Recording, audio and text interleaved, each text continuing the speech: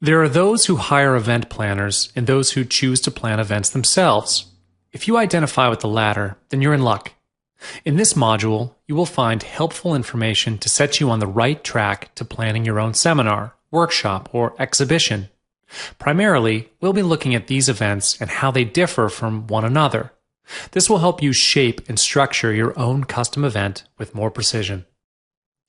Before you start planning your event, it is critical that you determine the nature of the event. Is it a seminar, a workshop, a seminar cum workshop? It is of utmost importance that you choose the right description for your event. Your audience wants to know what sort of experience to expect. Misinformation, such as labeling a workshop as an exhibition, for example, may cause your audience to feel underwhelmed or underfulfilled. First, let's take a look at seminars, workshops, exhibitions, and what they mean on a surface level. Seminars are events which are educational in nature, focusing on one or more subjects.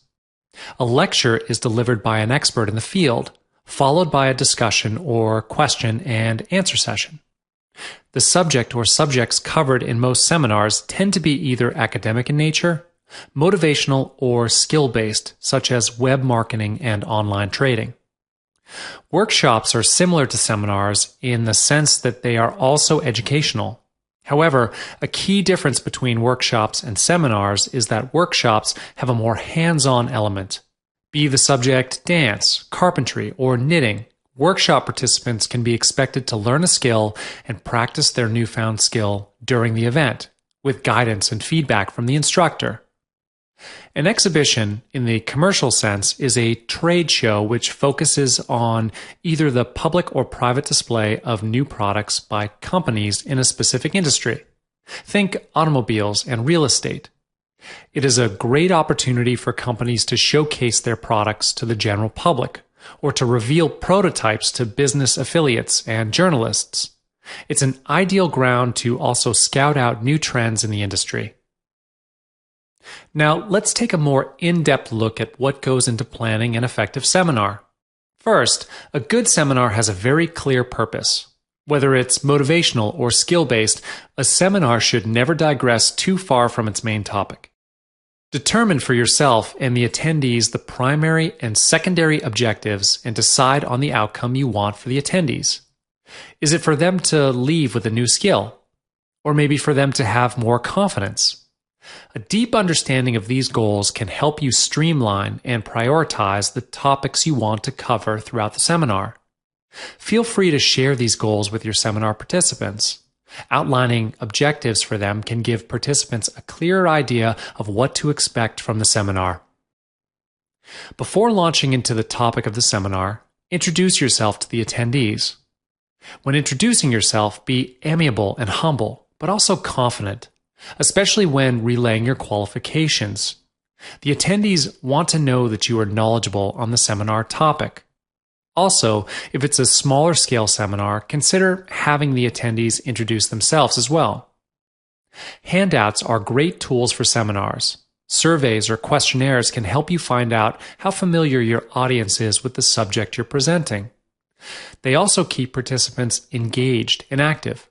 However, be sure to keep your handouts well spaced out and as concise as possible. You want these handouts to supplement the things in your speech, not distract from it. One handout should take an attendee a maximum of 5 minutes to complete. Keep questions brief and direct. Consider using questions with multiple choices or true or false answers. Along with any handouts you have prepared, a detailed agenda or a minute-to-minute rundown of the seminar should be provided to attendees beforehand or at the beginning of the seminar. This agenda should include topics to be covered and break times. If your seminar is split into parts, it should also list the starting and ending times of the next sessions as well. Go through the agenda with the attendees.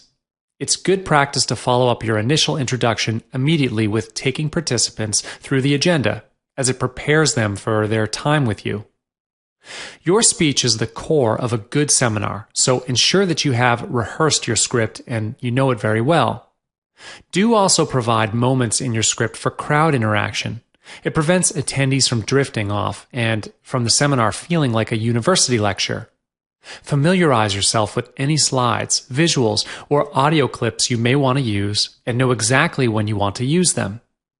You should rehearse your script with all relevant technical equipment, such as projectors and microphones, before the day of your actual seminar. This will ensure that the flow of your presentation is smooth and well-paced.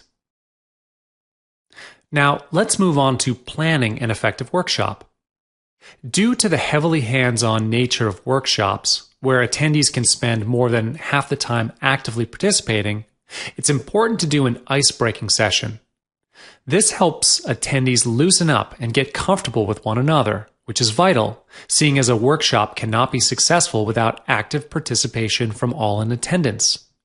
Try getting them to play a simple game to shake off their initial nerves.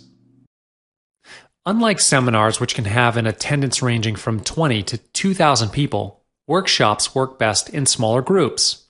A good range would be 15 to 40 participants. It gives you a large enough pool of people to offer unique views while remaining exclusive enough to foster real, meaningful friendships. You can also size your workshop according to the manpower you have at your disposal. If you have 5 facilitators in total, a workshop for 40 participants is possible. If there's only 2 of you, 15 or 20 people is a manageable amount. The right venue is also essential in creating a good workshop experience.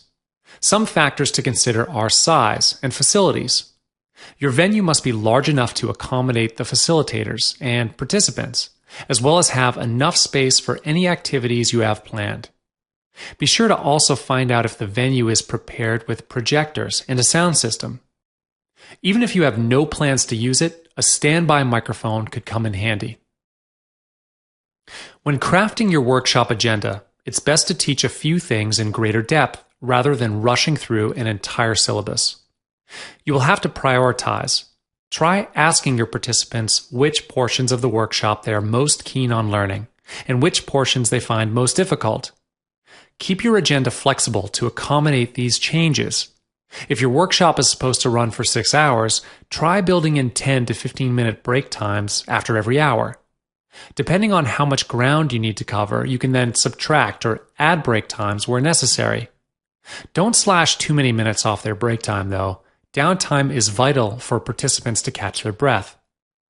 During your workshop, you may encounter participants who are nervous about speaking up in large groups of 40 people. This is where breaking people into smaller groups can help. Some people are more comfortable interacting in more intimate groups.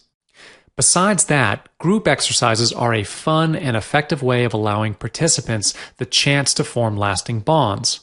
Bonds which they will always link back to your workshop. How's that for brand loyalty? Next, let's discuss planning an effective exhibition booth. First, define clear objectives for the staff manning your booth.